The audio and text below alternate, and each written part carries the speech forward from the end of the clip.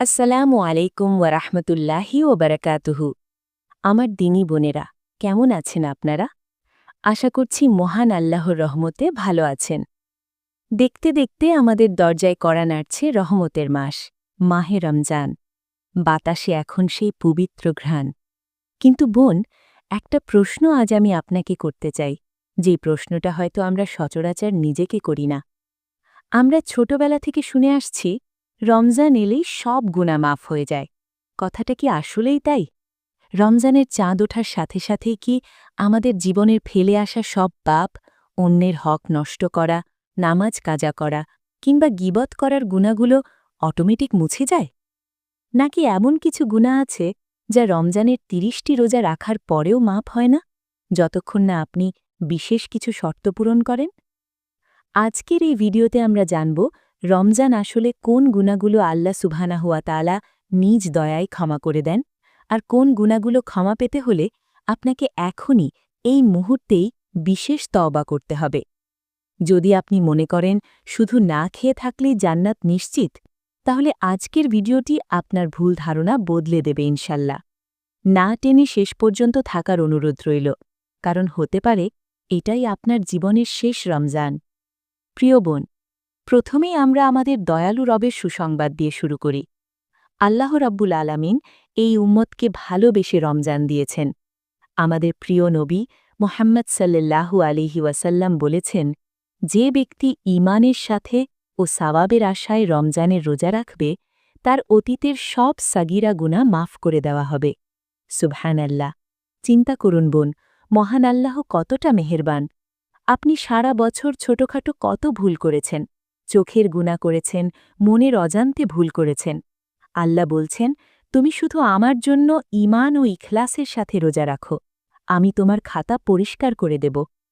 এমনকি শবে কদরের রাত সম্পর্কে নবী মুহাম্মদ সাল্লাল্লাহু আলাইহি ওয়াসাল্লাম বলেছেন, যে ব্যক্তি কদরের রাতে ইবাদত করবে, তারও পেছনের গুনাহ মাফ করে দেওয়া হবে। কিন্তু এখানে একটা বিশাল কিন্তু আছে, আর সেখানেই আমরা অনেকে ভুল করি। হাদিসে গুনাহ মাফ বলতে মুহাদ্দিসিনে কেরামগণ বলেছেন, এর দ্বারা উদ্দেশ্য হল সগীরা গুনাহ বা ছোট গুনাহ। তাহলে বড় গুনাহগুলোর কি হবে? কবিরা গুনাহগুলোর কি হবে? চলুন বিস্তারিত জেনে নিই। বোন আমার, গুনাহ মূলত দুই প্রকার: এক, সগীরা গুনাহ বা ছোট গুনাহ; দুই, কবিরা গুনাহ বা বড় গুনাহ।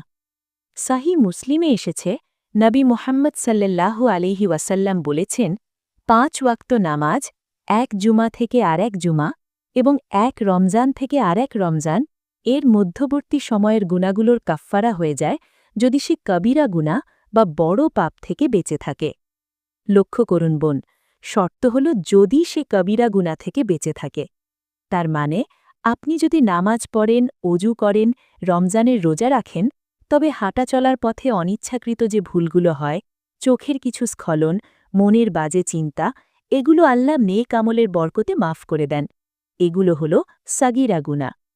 কিন্তু যেই গুনাহগুলো ভয়ঙ্কর, যেমন নামাজ ছেড়ে দেওয়া, পর্দায় অবহেলা করা, সুদ খাওয়া, জিনা করা, জাদু করা বা বেপর্দায় ঘোরাফেরা করা, এগুলো রোজা রাখলেই অটোমেটিক মাপ হয় না। এগুলোর জন্য প্রয়োজন তওবায়ে নাসুহা বা খাঁটি তওবা।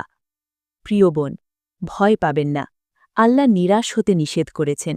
যত বড় গুনাহই হোক না কেন, হোক সেটা জিনা, শিরক বা কুফরি, বান্দা যখন চোখের পানি ফেলে আল্লাহর কাছে ফিরে আসে, আল্লাহ সব মাফ করে দিতে পারেন।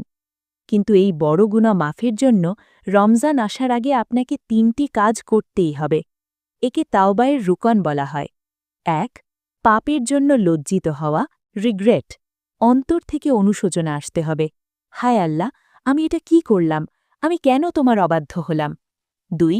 পাপ কাজটি এখনই ছেড়ে দেওয়া, স্টপ ইমিডিয়েটলি। আপনি তওবা করছেন, আবার সেই পাপ কাজও চালিয়ে যাচ্ছেন, এটা তওবা নয়, এটা আল্লাহর সাথে উপহাস। আপনি যদি বেপর্দা হন, আজই হিজাব ধরুন। যদি কোনো হারাম সম্পর্ক বা অ্যাফেয়ারে জড়িয়ে থাকেন, আজই এই মুহূর্তেই তা ব্লক করুন। ৩. ভবিষ্যতে আর না করার দৃঢ় প্রতিজ্ঞা করা, রিজলভ। আল্লাহকে ওয়াদা দিন, হে আল্লাহ, শয়তানের ধোকায় পড়েছি, কিন্তু আর না, আমাকে শক্তি দাও, আমি আর ওই পথে যাব না। এই ৩টি শর্ত পূরণ করে যদি আপনি রমজানের আগে একবার আস্তাগফিরুল্লাহ বলেন, ইনশাআল্লাহ রমজান আপনার জন্য জান্নাতের সুসংবাদ নিয়ে আসবে। বোন, এবার আসি সবচেয়ে ভয়ের জায়গাটিতে।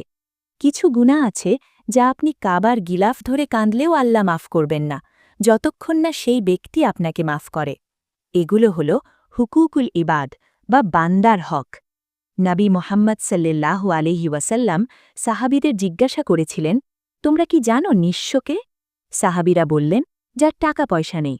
নবীজি বললেন, আমার উম্মতের মধ্যে প্রকৃত নিঃস্ব সে যে কিয়ামতের দিন পাহাড় পরিমাণ নামাজ, রোজা, জাকাত নিয়ে আসবে, কিন্তু সে দুনিয়াতে কাউকে গালি দিয়েছিল, কারণ আমি অপবাদ দিয়েছিল, কারোর সম্পদ আত্মসাৎ করেছিল, কাউকে আঘাত করেছিল। তখন তার নেকিগুলো পাওনাদারদের দিয়ে দেওয়া হবে। নেকি শেষ হয়ে গেলে পাওনাদারদের গুনাহ তার কাঁধে চাপিয়ে তাকে জাহান্নামে নিক্ষেপ করা হবে। সাহিহ মুসলিমে এসেছে। বোন আমার, একটু ভেবে দেখুন তো। ১. আপনার ননদ, শাশুড়ি বা ভাবির নামে গীবত করেছিলেন, তাদের মনে কষ্ট দিয়ে কথা বলেছিলেন। ২. ভাই বোনের সম্পদে ভাগ বসিয়েছিলেন বা বাবার সম্পত্তি থেকে বোনদের বঞ্চিত করতে চেয়েছিলেন। ৩. কাজের মেয়ের সাথে খারাপ ব্যবহার করেছিলেন। ৪. স্বামীর সাথে অন্যায় আচরণ করেছিলেন। রমজান আসার আগে প্লিজ বোন, ফোনটা হাতে নিন। যার মনে কষ্ট দিয়েছেন তার কাছে ক্ষমা চেয়ে নিন। লজ্জা করবেন না। কিয়ামতের ময়দানের লজ্জার চেয়ে দুনিয়ার লজ্জা অনেক ছোট। যদি তারা মারা গিয়ে থাকেন, তবে তাদের জন্য প্রচুর দান সাদকা ও ইস্তেগফার করুন। এছাড়াও নামাজ ও রোজার কাজা। আমরা অনেকে মনে করি তাওবা করলেই কাজা নামাজ মাফ হয়ে যায়।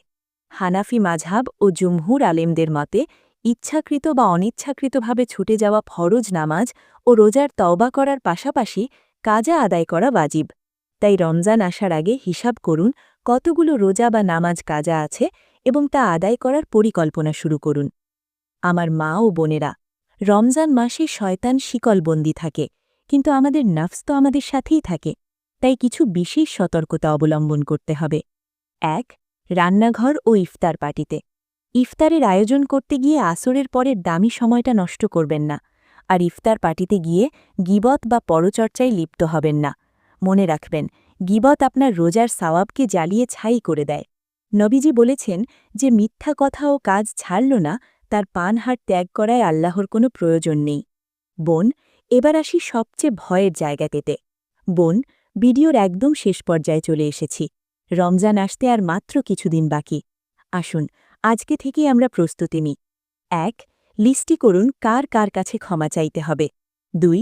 তওবা করুন, জীবনের ফেলে আসা সব গুনাহের জন্য আজ রাতে তাহাজ্জুদে বা এশার নামাজের পর জায়নামাজ ভিজিয়ে ফেলুন। ৩. নিয়ত করুন, হে আল্লাহ, যদি এই রমজান পর্যন্ত আমাকে বাঁচিয়ে রাখো, আমি আমার জীবনের শ্রেষ্ঠ ইবাদতটুকু তোমাকে উপহার দেব। আমার বোন, কে জানে, হয়তো এটাই আমার জীবনের শেষ রমজান। গত রমজানে আমাদের সাথে আমাদের অনেক আপনজন ছিলেন, আজ তারা অন্ধকার কবরে। আগামী রমজানে আমি বা আপনি থাকব, তার কোনো গ্যারেন্টি আছে কি? সেই কাফনের কাপড় হয়তো বাজারে চলে এসেছে, যা আমার বা আপনার শেষ পোশাক হবে। সেই বাঁশঝাড় হয়তো বড় হয়ে গেছে, যা আমাদের কবরের ছাদ হবে।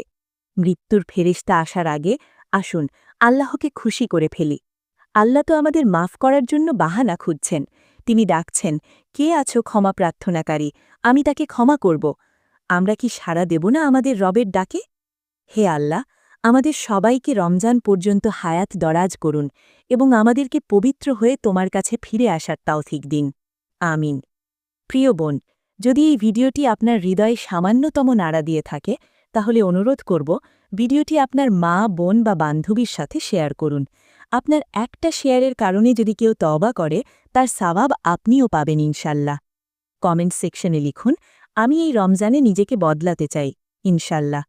আমাদের পরবর্তী ভিডিও আসবে রমজানের জন্য 10টি জরুরি প্রস্তুতি, কোরআন ও সুন্নাহর আলোকে।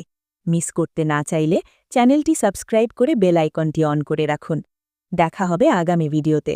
ততক্ষণ আল্লাহ আপনাকে ঈমানের সাথে সুস্থ রাখুন। আসসালামু আলাইকুম ওয়া রাহমাতুল্লাহি ওয়া বারাকাতুহু।